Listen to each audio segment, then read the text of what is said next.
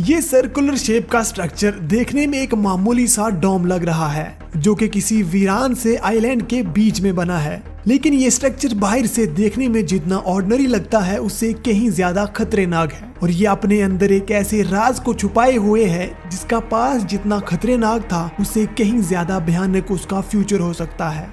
इस कहानी की शुरुआत होती है 1946 से, जब अमेरिका ने यहाँ अपना पहला न्यूक्लियर बम गिराया था और फिर अगले 5 सालों में 23 किलो टन से लेके 225 किलो टन तक के 8 न्यूक्लियर बम्स यहाँ गिराए गए। लेकिन ये सब अब तक उतना खतरनाक नहीं था जितना खतरनाक खेल अमेरिका आने वाले कुछ सालों में यहाँ खेलने जा रहा था।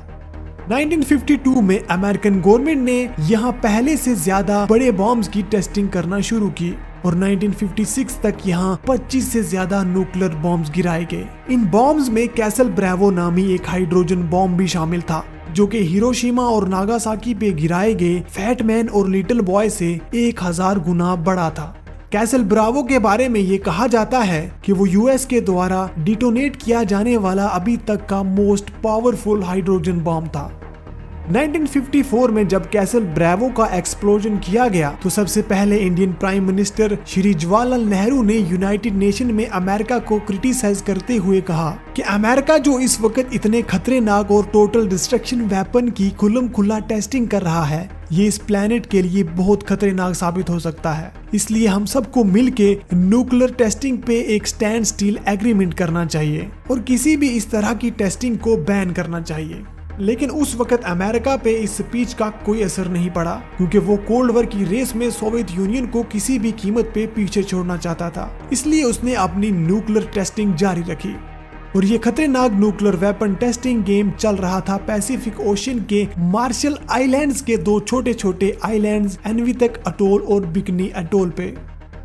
अमेरिका का न्यूक्लियर प्रोग्राम जितना फास्ट डेवलप होता गया उतनी ज्यादा न्यूक्लियर बॉम्ब्स और हाइड्रोजन बॉम्ब्स की धमाकों की आवाजें यहाँ गूंजने लगी और 1954 में सिर्फ 4 महीनों के दौरान यहाँ 33 न्यूक्लियर बॉम्ब्स गिराए गए। 1963 में जब दुनिया को यह महसूस हुआ कि अमेरिका और रशिया जो कर रहे हैं वो दुनिया के लिए कितना खतरनाक और भयानक हो सकता है, तब जाके partial nuclear testing ban treaty वजूद में आई। इस ट्रीटी के मुताबिक कोई भी कंट्री टेस्टिंग के लिए किसी भी किस्म का आउटर स्पेस या अंडर वाटर न्यूक्लियर एक्सप्लोजन नहीं कर सकती। इस ट्रीटी पे सबसे पहले उस वक्त की 3 super powers America, Soviet union और इंग्लैंड ने 5 अगस्त को मॉस्को में साइन किए और फिर इसको बाकी की कंट्रीज के लिए भी ओपन कर दिया गया। आपको बताता चलूं कि प्रेजेंटली इस ट्रीटी में 130 से ज्यादा कंट्रीज शामिल हैं। इस तरह अमेरिका ने अटोल आइलैंड्स पे न्यूक्लियर वेपन की टेस्टिंग बंद कर दी, लेकिन दूसरे हर किस्म के बॉम्ब्स की टेस्टिंग यहाँ जारी रही और हद तो तब होगी जब 1968 में 1 दर्जन से ज्यादा बायोलॉजिकल वेपन की टेस्टिंग यहाँ की गई। फाइनली 1971 में लास्ट धमाका करने के बाद ग्लोबल प्रेशर के चलते अमेरिका ने ये फैसला किया कि अब वो यहाँ कोई टेस्टिंग नहीं करेगा, लेकिन तब तक बहुत देर हो चुकी थी।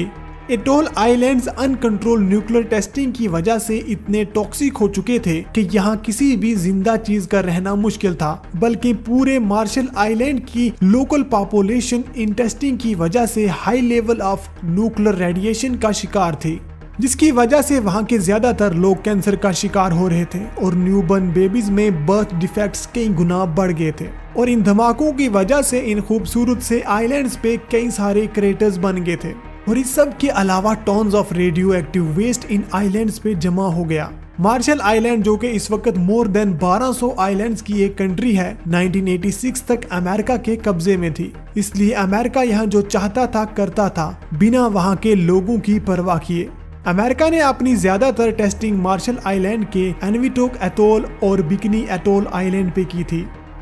1977 यूएस ने अपने इस डिजास्टर को छुपाने के लिए मार्शल आइलैंड से न्यूक्लियर वेस्ट को साफ करने की कोशिश की और सारे आइलैंड से वेस्ट को जमा करके एक छोटे से आइलैंड पे बने क्रेटर में भर दिया। न्यूक्लियर धमाके की वजह से बना ये विशाल क्रेटर रोनिट आइलैंड पे था। आसपास के सारे आइलैंड से न्यूक्लियर वेस्ट को जमा करके इस 33 फीट गहरे क्रेटर में डाला गया और इसको एक 18 इंच मोटी डोम शेप कंक्रीट कैप से कवर कर दिया गया, जिसका डायामीटर 350 फीट है। इस स्ट्रक्चर को रोनी डोम या टॉम भी कहा जाता है, वहीं इसका ऑफिशियल नाम कैक्टस डोम है। एक एस्टीमेट के मुताबिक इस डोम में 1,11,000 cubic yard of radioactive waste है, जो कि 35 ओलंपिक साइज स्विमिंग पूल्स के बराबर होता है। इस डोम में जो वेस्ट मटेरियल डाला गया है वो बहुत ज्यादा टॉक्सिक है, जिसमें by products of nuclear test जैसे रेडियो एक्टिव सॉइल और डेब्री है। इस सारे वेस्ट में प्लूटोनियम 239 काफी मिकदार में शामिल है, जो कि एक long lived and highly toxic isotope है। यूएस ये डोम बनाकर अपनी रेपुटेशन सुधारना चाहता था और दुनिया को दिखाना चाहता था कि उसने मार्शल आइलैंड पे जो मेस क्रिएट किया था वो साफ कर दिया है। लेकिन ये डोम बनने के बाद यूएस को और ज्यादा क्रिटिसाइज किया गया, जहां एक तरफ दुनिया को पहली बार पता लगा कि अमेरिका ने सिविल वॉर के दौरान मार्शल आइलैंड का क्या हाल किया है, वहीं दूसरी तरफ 4,000 से ज्यादा सोल्जर्स और वर्कर्स को बिना किसी प्रॉपर एंटी रेडिएशन किट्स और बिना उन्हें ये बताए कि ये वेस्ट कितना खतरनाक है, इस वेस्ट को जमा करने के लिए वहां भेजा गया। इस डोम की टॉक्सिसिटी का अंदाजा आप इस बात से लगा सकते हैं कि मेजॉरिटी ऑफ वर्कर्स जिनको वहां काम करने के लिए भेजा था कुछ सालों बाद कैंसर का शिकार हो गए, और क्योंकि अमेरिकन गवर्नमेंट ने इस काम के लिए किसी किस्म की कोई ग्रांट नहीं दी थी, इसलिए अमेरिकन ट्रूप से ये काम करवाया गया था। यूएस ने इन सोल्जर्स को ना ही किसी किस्म का लाइफ और हेल्थ इंश्योरेंस दिया और ना ही कोई फाइनेंशियल सपोर्ट। यहाँ से जाने के बाद जब उनमें से मैक्सिमम रेडिएशन की वजह से कैंसर और दूसरी कई बीमारियों का शिकार हो गए और यूएस गवर्नमेंट से अपने इलाज के लिए मदद मांगने लगे, तब यूएस गवर्नमेंट ने किसी किस्म की मदद देने से इनकार कर दिया। इस आइलैंड पे कभी लोग रहते थे, लेकिन अमेरिका ने उनको टेस्टिंग से पहले फोर्सफुली निकाल दिया और उनसे ये प्रॉमिस भी किया कि टेस्टिंग खत्म होने के बाद उनको यहाँ वापस लाया जाएगा। लेकिन साइंटिस्ट की माने तो अब अगले कई हजार साल तक ये आइलैंड हाई सरफेस कंटेमिनेशन और रेडियो एक्टिव आइसोटॉप्स की वजह से इंसानों के रहने के काबिल नहीं हो सकता। ये तो थी इस खतरनाक और रोनी डोम की हिस्ट्री, जहां हमने यूएस की उस डार्क साइड के बारे में जाना जिसको वो अक्सर बाकी की दुनिया से छुपा के रखता है। लेकिन अब बात करते हैं इस आइलैंड की वजह से पैदा होने वाले फ्यूचर थ्रेट्स की, जो सिर्फ मार्शल आइलैंड के लिए ही नहीं बल्कि पूरी दुनिया के लिए खतरनाक हो सकती हैं। रोनी डोम हमेशा से एक सोर्स ऑफ कंट्रोवर्सी रहा है, लेकिन पिछले कुछ सालों में सी लेवल के बढ़ने की वजह से इसके लीकेज का खतरा बढ़ रहा है, क्योंकि इस डोम से अगर लीकेज होता है तो इसके आसपास के एरियाज जो ऑलरेडी काफी टॉक्सिक हैं और ज्यादा टॉक्सिक हो जाएंगे। 2019 में यूएन ने एक रिपोर्ट में बताया था कि रोनी डोम कभी भी डैमेज हो सकता है और अगर अर्जेंट एक्शंस नहीं लिए गए तो कोई बड़ा हादसा हो सकता है। मार्शल आइलैंड के लोकल का ये मानना है कि ये डोम ऑलरेडी लीक कर रहा है और यहाँ से लीक होने वाले रेडियो एक्टिव कंटेमिनेशन की वजह से उनके लोग कैंसर और दूसरे हेल्थ इश्यूज का शिकार हो रहे हैं। न्यूक्लियर रेडिएशन से पैदा होने वाली हीट की वजह से इस जगह का टेम्परेचर बहुत ज्यादा बढ़ गया था, इसलिए ये डोम बिना किसी प्रॉपर प्लानिंग के जल्दी बनाया गया था और इसकी वॉलिंग नहीं की गई थी। लीक प्रूफ वाल्स न होने की वजह से इसमें पड़ा रेडियो एक्टिव वेस्ट आसपास के पानी में जज्ब हो सकता है और पूरे पैसिफिक रीजन के इकोसिस्टम को बर्बाद कर सकता है।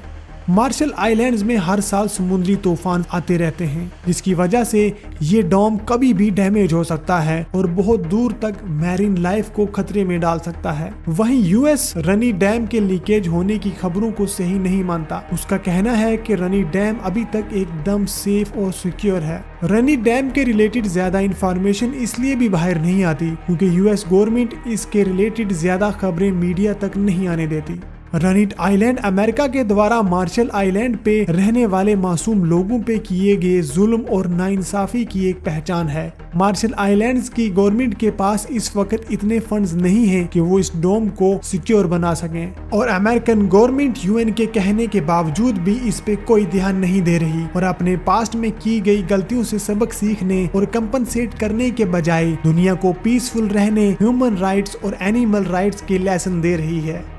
वीडियो अच्छी लगी हो तो प्लीज लाइक करें। Thank you.